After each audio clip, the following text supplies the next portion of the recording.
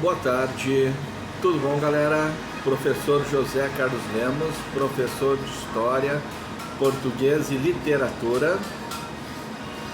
Hoje nós vamos falar sobre história. Que dia é hoje, professor? Hoje é 1º de maio, Dia do Trabalhador. E nós vamos fazer uma homenagem às trabalhadoras, né? As mães solteiras que trabalham e com muita dificuldade mantêm a casa, mantêm os filhos, dão educação e dão escola. Nós vamos trabalhar com esta matéria aqui, ó. Como vocês podem ver, é a continuação daquele papo lá. Feliz Páscoa. Feminismo na Idade Média, obra de 1405, é relançada no Brasil. E nós temos este retrato aqui, ó. Feminismo na Idade Média. Uma escritora, né, que entra numa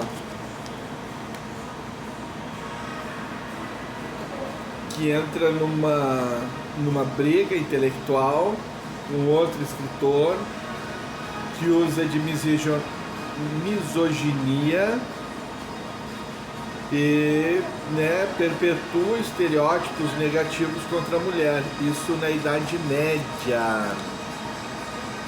Livro de 1405, escritora Christine de Pizan, primeira ativista conhecida na história, dedicada às causas em defesa das mulheres por meio da literatura.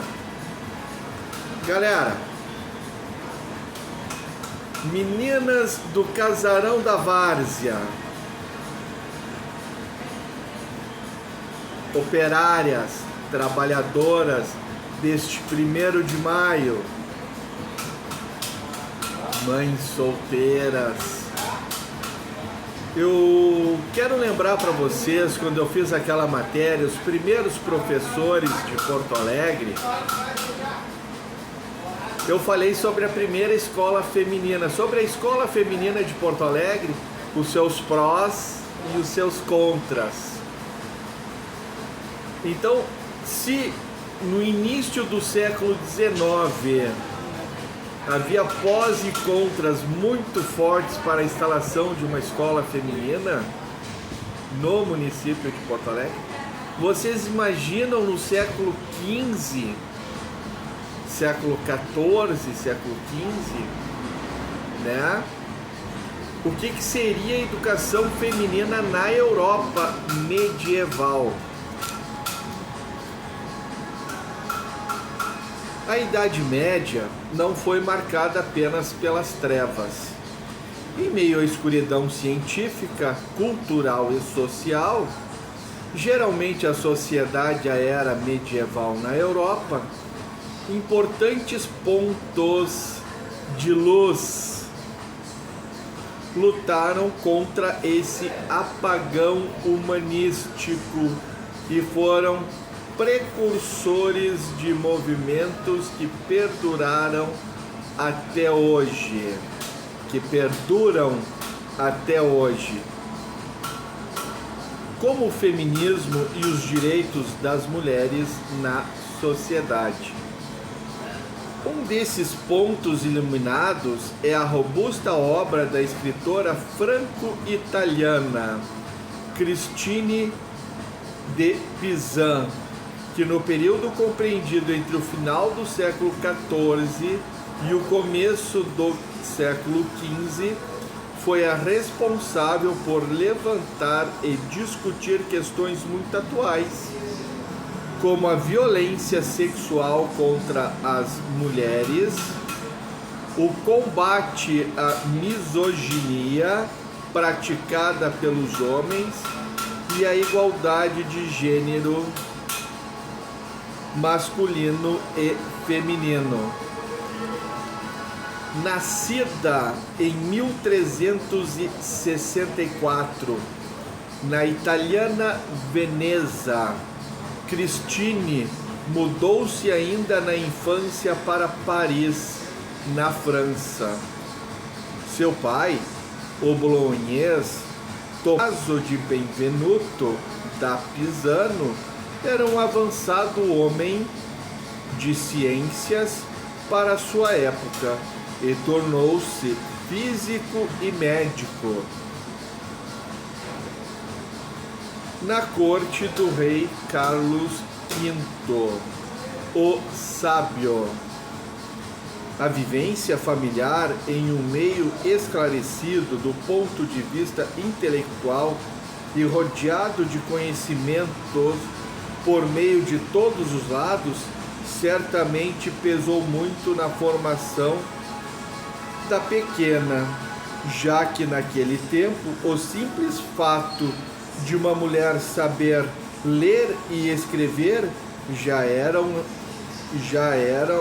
feito de enormes proporções.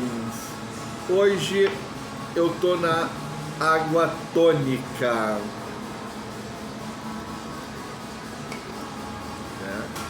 Muito bem servida aqui na rodoviária.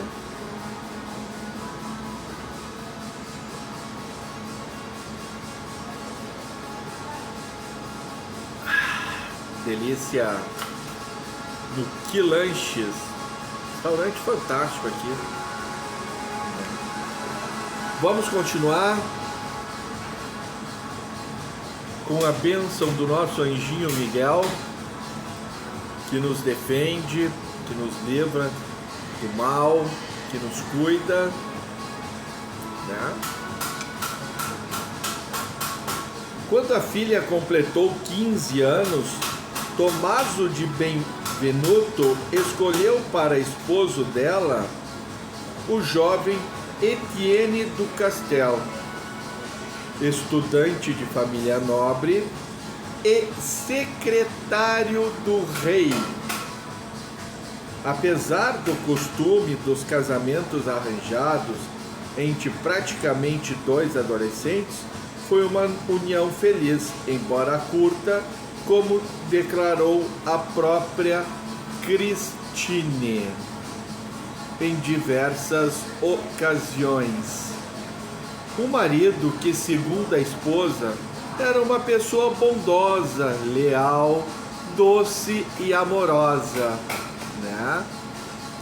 Aquele ser que beija as mãos da esposa com todo carinho, com todo amor, com todo respeito, né? Viúva aos 25 anos, o destino, porém, pregou-lhe uma peça com a morte precoce de Etienne. Em 1389, vítima de uma epidemia, quando cumpria uma missão longe de Paris.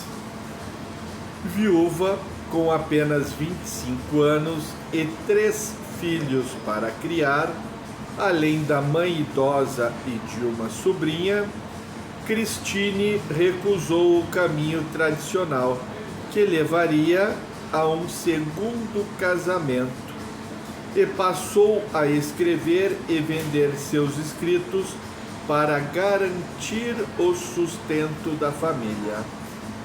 Algo já bastante revolucionário na época. Uma mulher, né, gente? Escritora, né? Imagina só, final do século XIV, início do século XV.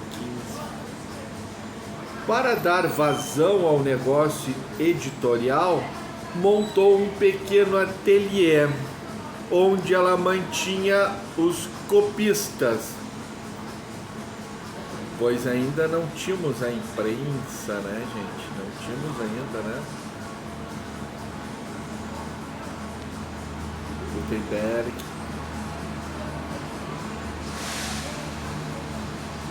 Montou um pequeno ateliê na capital francesa, com um grupo de copistas e encadernadores, sob sua supervisão. Cuidando pessoalmente da produção com dedicação e capricho, a escritora exerceu um papel importante na elaboração e distribuição de livros manuscritos, que circulavam na corte francesa e outras casas imperiais europeias. Seus primeiros escritos eram poesias trovadorescas, editadas e distribuídas no próprio ateliê mantido por Christine em Paris. Vocês lembram que eu falei sobre a criação de Portugal? Século I, né?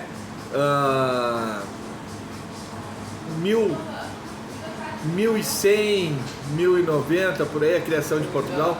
Os primeiros escritos são trovadorescos, porque a época da literatura era a época da literatura do trovadorismo. Portugal, nessa época, né, nós íamos entrar na época do humanística, né? Então ela ainda escreve o trovadorismo para sustentar a família.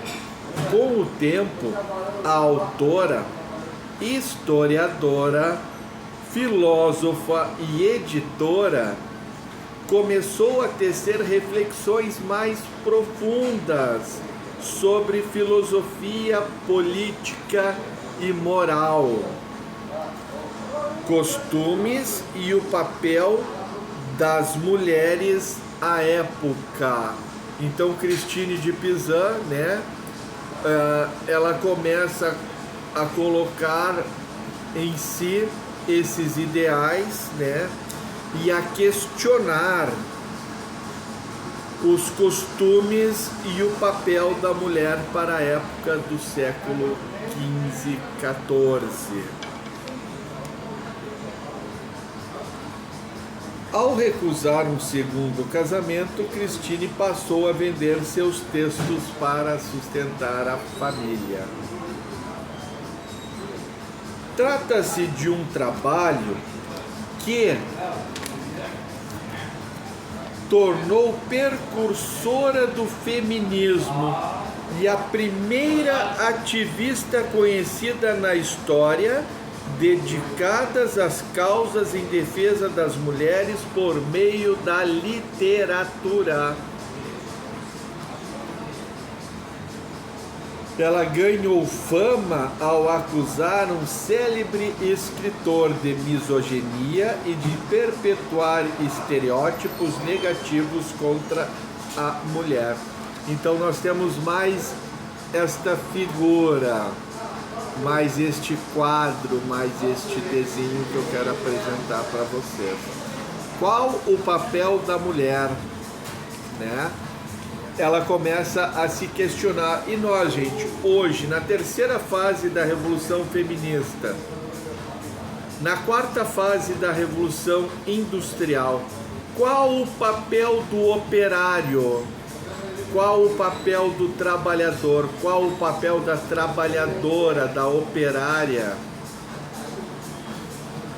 Qual o papel da operária mãe solteira nos dias de hoje? Será que nós devemos de nos questionar também e vermos quais são as desigualdades e o que está faltando para que ela seja mais respeitada?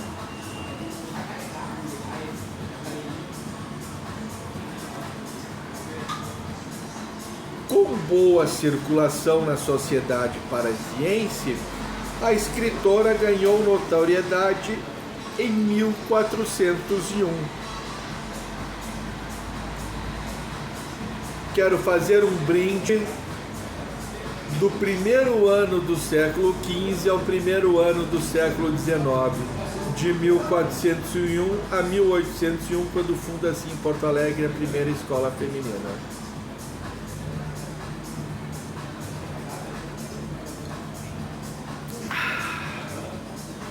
Delícia!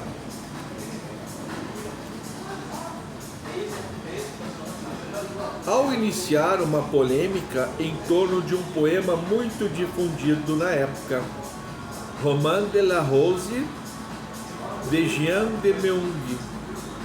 Na ocasião, Christine acusou o autor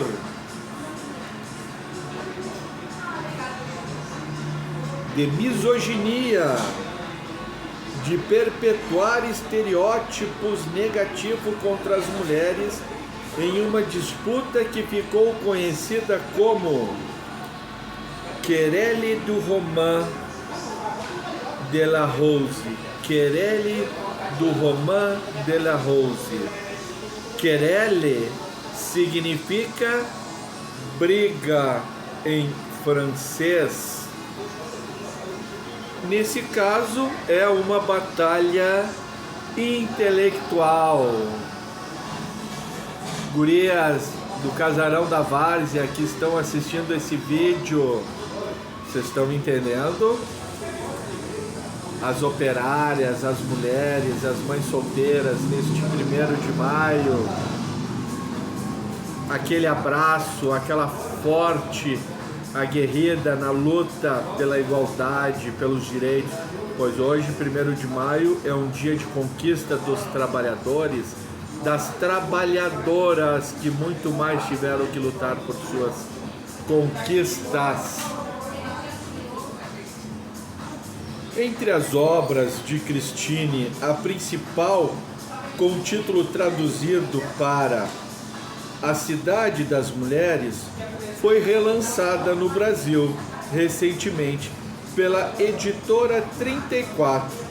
Oriundo de 1405, o livro pode ser considerado o primeiro tratado em defesa da causa feminista, tendo em vista sua produção feita muito antes de os movimentos sufragistas europeus darem corpos às primeiras causas feministas no século XVIII e XIX.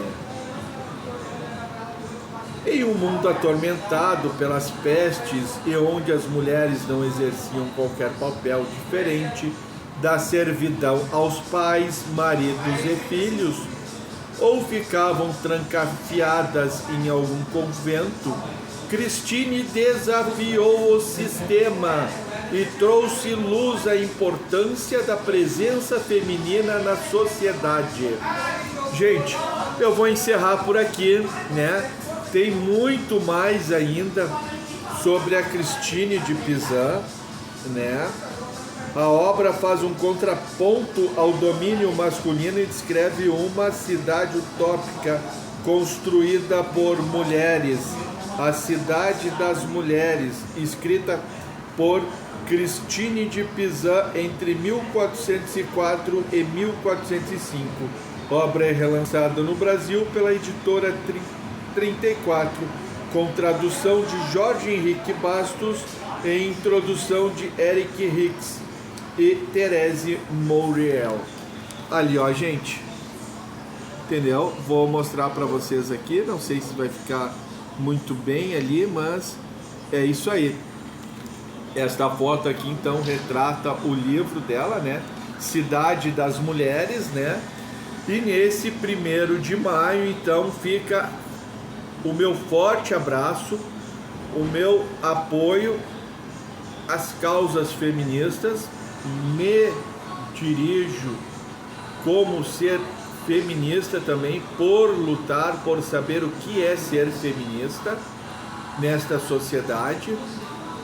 Um abraço às mães solteiras, né, que nesse 1º de maio estão comemorando com seus filhos, né, as conquistas, né, muitas vezes com um galetinho assado no forninho, um arrozinho, uma saladinha de maionese, um guaranazinho, né? E é a comemoração da nossa operária. Então, mamãe, você que é uma mãe solteira, a minha luta, e saiba que eu estou junto para defender e lutar para que as conquistas de vocês cada vez mais alcancem patamares mais elevados de igualdade.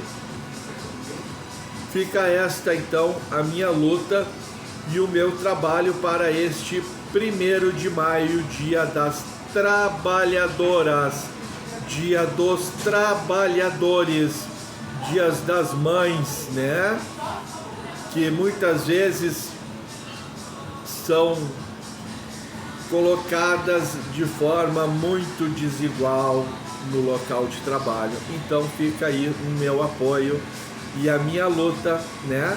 Hoje nós estamos na 4ª Revolução Industrial, na Revolução da Nanotecnologia, 3ª fase da Revolução Feminista, né? Que inicia lá pelo século XVIII e XIX com as sufragistas, depois temos na década de 60, na década de 90, e já tem feminista que quer puxar minha orelha, diz, olha, tu se diz feminista, mas nós estamos na 5ª Revolução Feminista, eu ainda estou na 3ª, né? Mas nós sabemos que já há fontes mais avançadas e eu tenho que alcançar essas fontes e compreender e aprender também, né? Estamos na 4ª Revolução Industrial da Nanotecnologia, onde está sendo gerado desemprego dia a dia, né? Pela tecnologia que é colocada no local de trabalho, a tecnologia que é para ser aplicada para o bem-estar do trabalhador, da trabalhadora, da mãe de família, que trabalha 8 horas no local de trabalho, chega em casa, tem que fazer todo o serviço, cuidar das crianças, rever matérias escolares, levar à escola de manhã cedo, buscar da escola à tarde. Então a gente sabe que é uma coisa muito puxada e ainda tem mães que estudam, fazem faculdade, ensino fundamental, ensino médio, buscando a evolução. Então a gente sabe que essa desigualdade é incompreensível e irracional. Agora, usar ainda a tecnologia para gerar esse desemprego é assim, ó, é inadmissível, é impensável, sabe? Então esse aí fica o meu forte abraço para esse 1º de maio para a galera. Hoje nós estamos aqui na rodoviária, o pessoal ainda está saindo, né, de feriadão para voltar na segunda-feira, muitos não vão trabalhar amanhã, sexta. E é isso aí, gente, muito obrigado. Se inscrevam no canal, compartilhem, deixem o seu like e venham aqui tomar um chopp, tomar uma cerveja, escutar um som, almoçar, jantar, né? Não é apenas quando for viajar. Pode vir aqui em outros momentos, trazer a família para almoçar, para jantar, para passear, para conhecer. Tem gente que não conhece a rodoviária, conhece apenas o aeroporto. Então, Anjinho Miguel, obrigado por nos defender, né? E obrigado por estar defendendo cada operária, cada trabalhadora no seu dia a dia. E estar principalmente com aquelas mães solteiras que precisam ganhar o seu sustento e o sustento de seus entes queridos, como a própria Cristine de Pizan, que recusou um 2º casamento para sustentar suas famílias com seus escritos, que eram poesias trovadorescas, mas que logo, né, ela passou a enxergar o mundo de uma forma desigual. Então, uma boa tarde, um bom e feliz 1º de maio a todas e a todos os operários, as operárias, os companheiros. Hasta la vitória sempre. E que as meninas do Casarão da Várzea consigam, né, adquirir esse livro, ler e ver o que ainda falta para, né, se emancipar esse planeta de uma forma mais justa, mais igual.